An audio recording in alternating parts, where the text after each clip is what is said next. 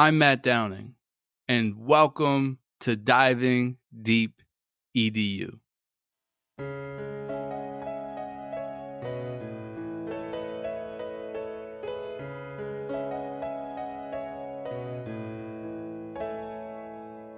Curious conversations with all types of peeps. Encouraging innovation, we are diving deep. Certainly education is what we like to speak. Fervent with dedication, now it is time to teach. Yeah.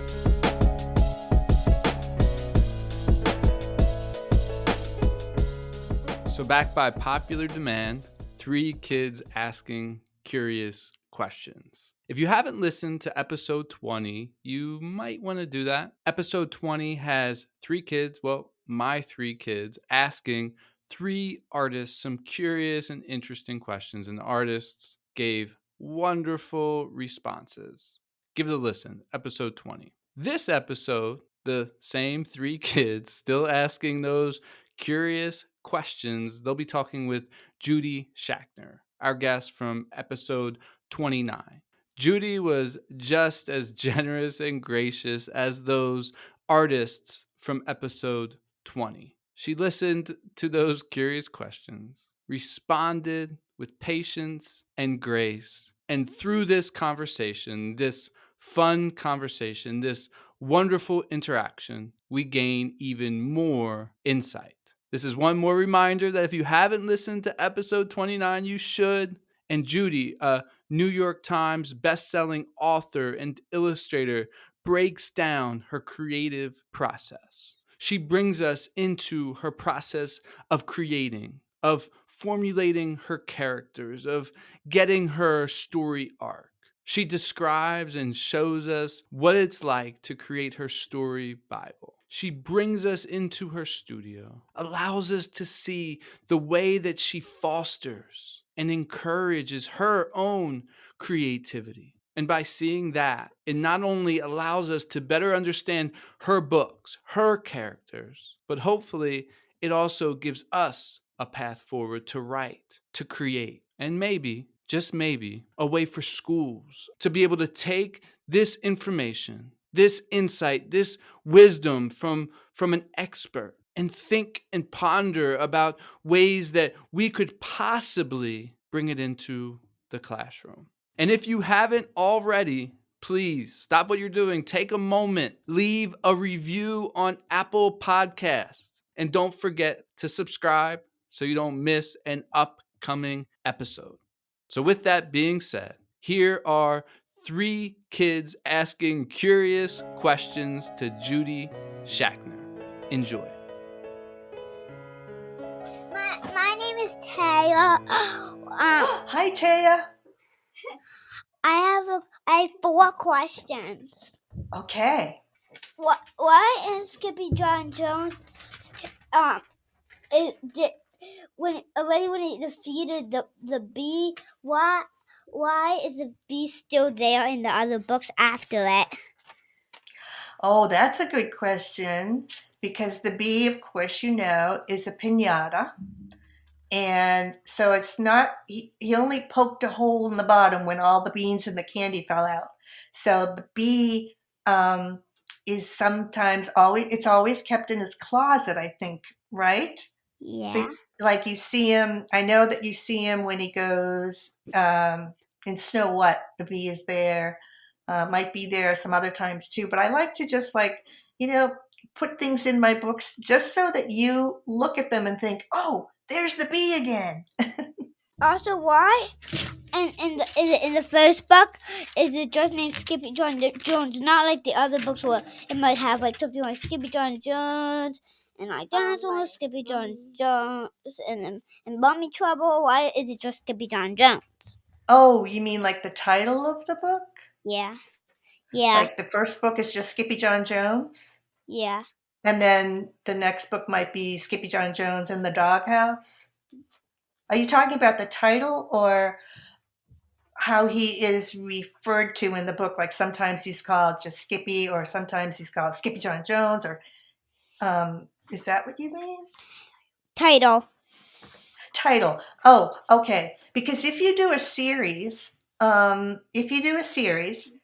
you kind of you just can't have Skippy John Jones for the book title because you want to give, the second story is going to be different from the first. So you want to give them a little sort of sneak peek into what the story is going to be. So with each book, there has to be a little subtitle. Okay. All right. And why does Skippy John Jones like to bounce on his bed so much? Don't you? I bounce on it I don't really bounce on the bed, but well, a little. Because Skippy John Jones is based on my real cat, Skippy John Jones, every night when we would go to bed, he would race up the steps with us and he'd leap onto our bed. And sometimes he would leap up into the air and land head first in our pillows with his feet sticking straight up in the air. And other times he would bounce on the bed and then bounce. I told your dad this too. He bounced right off the bed. So he was kind of a bouncer. And so sometimes when you write stories, they're based, they base sound make believe, but sometimes they're based in truth. So the real Skippy John Jones was very good at bouncing on our bed. Why does Skippy John Jones always go to timeout? Have you ever had a timeout? I think once. You're good. You're good. Well, Skippy just, he gets into a little bit of trouble. He does things sometimes that his mom doesn't want him to do, and she just wants to make him slow down and think about what he's doing. You need a little, time out to think about things. And so I know when I've gone to schools and I've asked kids, how many kids get timeouts? And so many kids will say, oh, I do. I get them all the time. So, he's a rascal. And he needs to think about what he does sometimes too. Just like all kids. I had some timeouts when I was little. Thank you. You're welcome. Is that Taya? Yeah. Bye, Taya. Bye. Hello, my name is Anaiah, and I have a couple questions. Hello. My questions are, how did Skippy John Jones, how did you come up with the name Skippy John Jones? Well, it just sounded good when we got our cat when he was a kitten. I was famous in my family for giving my cats more than one name, and I forget I think I had tried out a lot of different names on him, and Skippy John Jones just sort of sounded really good. And when I visited schools and I would talk about my cat before it was even a book, and I talk about him, kids would like to say his name. And sometimes kids would say his name real fast, Skippy John Jones, Skippy John Jones. And it just sort of sounded good. And so that's what we called him, Skippy John Jones. That makes sense. Yeah, I think so. Okay, my second question is, why does Skippy John Jones want to be a Chihuahua? Well, because he thinks that he looks more like a Chihuahua than he does his sisters.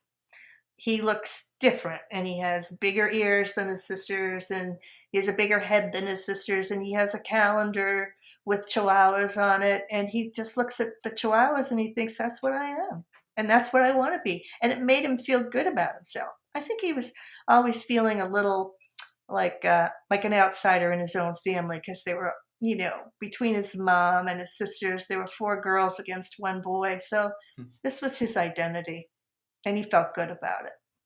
Okay. My third question is, does Skippy John Jones have a dad? I'm sure Skippy, yes, he has a dad, but we don't really know who his dad is. I always used to say it was Tom Jones. Ooh, Tom Jones? The singer.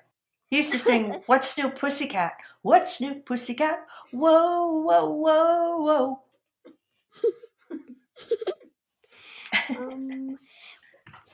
My fourth question is, why does Skippy John Jones specifically have an enchanted closet?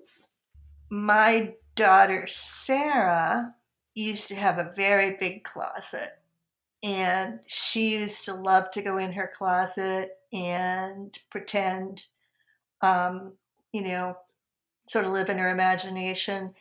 And closets can be wonderful places, especially if they're big and you can kind of, fix up a little house or pretend it's someplace special. And it's sort of like a portal. So every time he gets frustrated and has to go spend time in his room, here's a real good answer for this. When my brother was a little boy, he was a lot like Skippy. He'd get into a lot of mischief, and my dad would make him go to his room and do some serious thinking. He'd go to his room, shut the door, and 2 seconds later, he'd be bouncing on his bed, pretending that he was all sorts of characters, and he never did serious thinking. And that's kind of where the idea, Skippy would go into his room and he wouldn't do any serious thinking. He'd go into his room, go into his closet, and enter his imagination. So it's kind of like that's the thing in every book he does where you can count on him having an adventure because he doesn't want to do the serious thinking that his mother tells him to do. So that's why there's a closet. Okay. It made for a good problem to have in a book where he'd go in there and something exciting would happen. Thank you. You're welcome. Hi, I'm Eliana. Hi, Eliana. I'm the last kid, real quick. You're the last kid. Yeah, the last kid to be asking questions.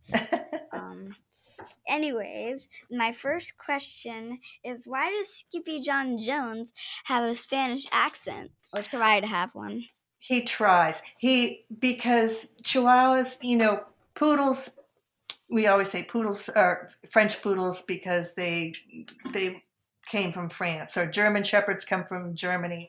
And Chihuahuas come from actually a specific town called Chihuahua in Mexico. And so if you're from Mexico, then you probably speak Spanish. And because he wanted to be a Chihuahua, because he believed he was, then he tried his hardest to speak Spanish, even though we know that he doesn't really know what he's saying, or he doesn't really know how to speak it, but he wants to, and he tries his best each and every time. But, he has a lot more learning to do, and hopefully when he grew up, he was able to be quite fluent in the language. Yeah. Well, did you know that me, Anaiah, and Teo actually are pretty fluent in Spanish? No. Yeah, our grandpa comes from Ecuador. Really? Yep. Oh my gosh, that just makes me so happy to hear that. You could teach me a lot because I took Spanish in high school and I only remember just a teeny weeny bit. So that's just the best news. I'm glad to hear that. My second question is, which book was your most favorite to write? Of the Skippy books or of all my books? Of all your books. All of my books. Well, there's a book that I wrote. I've written almost like 27 books, I think now, illustrated, combined, illustrated, and have written. There's one book called Yo Vikings that happens to be about my daughters. And when Emma was turning 9, she asked for a Viking ship for her birthday, and there ended up being a big Viking ship for sale in the Philadelphia newspaper. And so we ended up, because she wrote a letter to the old Viking man who was selling the boat, we ended up with a 29-foot Viking ship in our backyard. And so it's called Yo Vikings, and that's based on a true story in my family. And, every book has given me great joy to write, and they're like having 27 or 28 children, and it's hard to pick a favorite. You don't want your parents to say that one of the three of you is their favorite. So I have a hard time saying that any one of my books is my favorite. But The Granny Man, there are a lot that I really loved writing, but hard for me to pick one. Skippy's, of course, right up there. My last question is, out of all the foods like that the Chihuahuas could pick out, why do they love beans? That's a really good question. And there's really a simple answer to that. Because in Skippy's real life, the Chihuahuas aren't real. They're beanbag doggies. They're full of the beans, which is why the bean-eating bee likes them so much, because he wants the beans. So in Skippy's real life, those little dogs that are inside his closet, they're just beanbag doggies, beanie babies. My kids used to collect beanie babies. And that's where all of this started. So they're full of the beans. Yeah. It sounds so silly when I'm explaining these, answering these questions, because they remind me of how ridiculous I can be. Yeah. Yeah. Bye. Bye. It was so nice talking. Oh, you're welcome. Thank you. I really enjoyed talking to you. Thank you. You're welcome. Muchas gracias. Thank you. Adios. Wow, it's time to reflect. That's astounding. You've been checking out the podcast from Matthew Downing. Hope you like diving deep like a scuba diver. And the show provoked hope, that's our true desire.